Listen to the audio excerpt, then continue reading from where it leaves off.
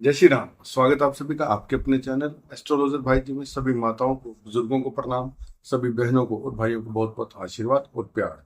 दोस्तों, जीवन में परेशानियां आती जाती रहती हैं। कुछ परेशानियां ऐसी होती हैं कि जो थोड़े समय के लिए आई और निकल गई।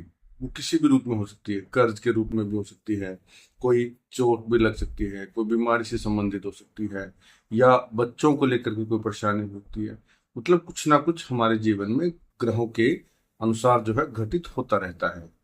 जो आके चली गई वो तो कोई बात नहीं, लेकिन कई परेशानियां ऐसी होती है जो नासूर बन जाती है, जो निकलने का नाम ही नहीं लेती। और ऐसे व्यक्ति देखे हैं जो बेचारे जन्म से लेकर के और मरने तक परेशानियों में ही रहते हैं। कुंडलियां आती है मेरे पास, प्रेडिक्शन करते हैं, तब देखते हैं कि कई व्यक्ति तो ऐसे जिन्होंने सारी जीवन सुख नहीं देखा, पैसा कमाया तो लोगों के लिए कमाया, या कर्ज में रहा, या बच्चों को लेकर के दुखी रहा। किसी ना किसी कारण से इंसान जो है पूरी तरह से दुखी हो जाता है और वो परेशानियां खत्म नहीं होती। तो आज जो मैं आपको उपाय देने जा रहा हूं ना, शास्त्रीय भी है, लॉजिकल भी है, समस्याओं का समाधान भी होगा। विश्वास की जरूरत होगी, श्रद्धा की जरूरत होगी, और समाधान 101% होगा। क्योंकि इसमें कोई ये नहीं है कि आपको किसी ग्रह के निमित्त को दान करना है, या आपको अपनी कुंडली दिखाना है, या जो है कुछ स्पेशल आपको कुछ ऐसा सोचना पड़ेगा कि अरे मैं किस ग्रह के कारण मेरे को परेशानी है। किसी को भी आपको कहीं भी जा करके सलाह लेने की जरूरत नहीं पड़ेगी। जो उपाय मैं आपको बता रहा हूँ, उपाय बहुत सटीक है, बहुत सरल है। पहले तो वीडियो को दिल से लाइक करके चैनल को सब्सक्राइब कर दें, बेल आइकन के बटन को दबाएं और ऑल के ऑप्शन पर जरूर क्लिक करें, ताकि आने वाली हर वीडियो जो आपके जीवन में परिवर्तन ला सकती है, आपके जीवन की समस्याओं को खत्म करने के लिए आती रहती है इस चैनल पर, तो आप चैनल को सब्सक्राइब करेंगे तो ऑल के ऑप्शन पर क्लिक करने से आपको सारी नोटिफिकेशंस आने वाली वीडियोस की मिलती रहेगी। ठीक है। कमेंट बॉक्स में अच्छे अच्छे कमेंट लिखिए। जय श्री राम, जय सीताराम, जय हनुमान, हर हर महादेव, जय माँ लक्ष्मी, जय श्री। यानी कि परमात्मा का नाम जितना आप लेंगे, जितना आप लिखेंगे, उतने ही आपके कष्टों का निवारण होगा, उतना ही आपका ऑरा मंडल, आपके घर की, आपके ऑफिस की, दुकान की पॉजिटिविटी, वातावरण जो है चेंज हो जाएगा, आपके साथ अच्छा होना शुरू हो जाएगा।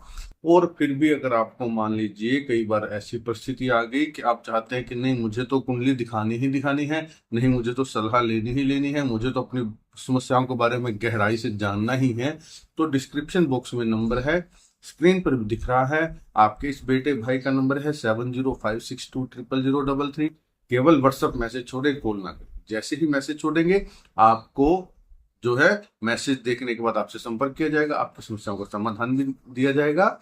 लेकिन उसके लिए एक छोटी सी फीस रखी हुई है, क्योंकि आपकी कुंडली देखने में हम अपने जीवन की सबसे कीमती चीज समय लगाते हैं। आपसे बात करेंगे, आपको समस्याओं का समाधान देंगे, उसमें भी समय लगेगा, तो इसलिए उसकी छोटी सी फीस रखी हुई है।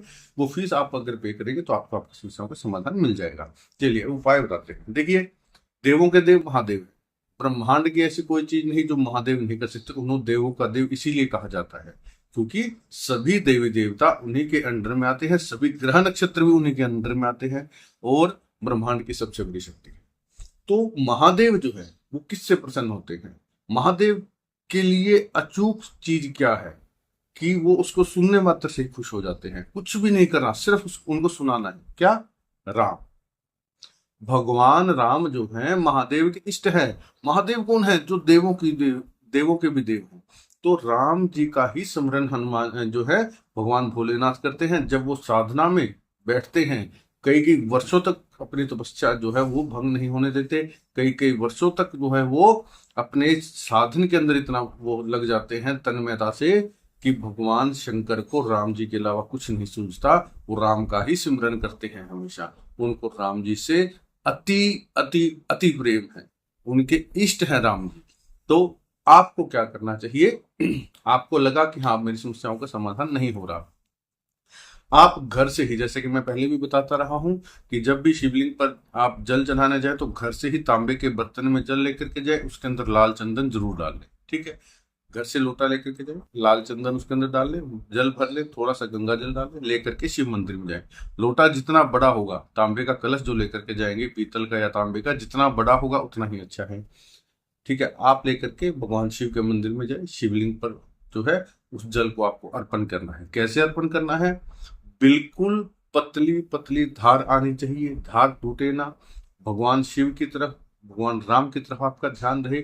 अगर आपको लगता है कि लोटे में जल कम है तो आप मंदिर से ही एक बाल्टी भर करके अपने पास रख लीजिए। वो घर वाला जो जल है लोटे का जिसमें चंदन डाल रखा है उस बाल्टी में मिक्स कर लीजिए और आप लोटे से जल चढ़ाते रहिए और क्या बोलते रहिए, या तो राम जी की स्तुति है, श्री रामचंद्र कृपालु भजमन हरन भव भय दारुणम। अगर आपको वो याद है तो आप उसको पढ़ते हुए जल की धारा लगाइए, मन के अंदर अपनी परेशानी का ध्यान कीजिए। परेशानी कैसे हो सकती है?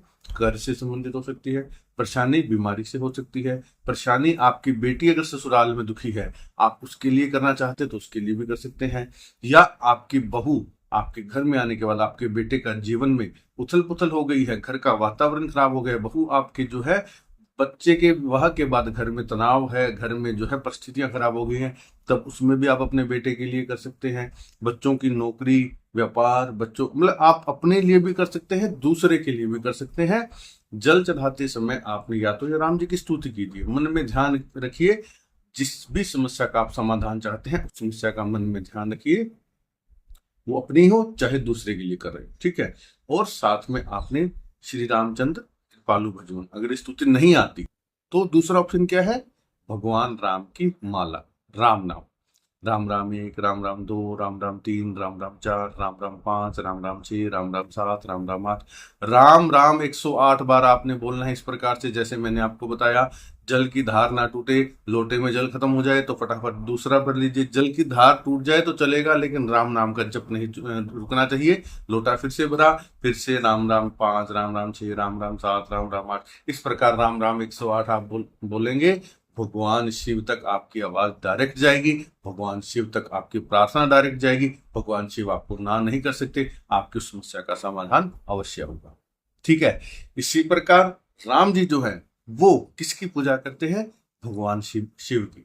राम जी के इष्ट हैं भगवान शिव, तो आप जब भी राम जी के सम्मुख जाएं, ठीक है, भगवान राम के सामने बैठ करके आप एक पाठ हनुमान चालीसा का कीजिए, क्योंकि हनुमान जी कौन है, भगवान शिव के रुद्रावतार हैं। हनुमान जी जो है राम जी के परम सेवक हैं, उनसे भी खुश होते हैं। तो एक पाठ हनुमान चालीसा का कीजिए और एक माला ओम नमः शिवाय का वहां बैठ करके राम जी के आगे कीजिए।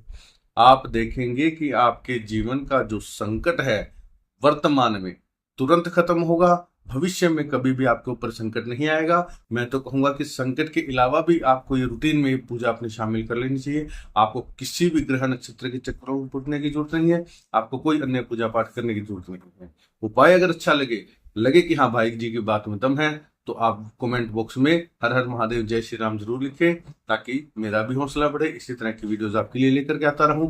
उपाय में अगर दम लगे तो ज्यादा से ज्यादा शेयर कर दीजिए। जो भी आपकी बहू बेटी बहन आपका बेटा कहीं भी जो भी दुखी है वो इस वीडियो को देखकर इससे लाभ उठा पाए। और पूरा देखने के लिए धन्यवाद। जय श्री राम।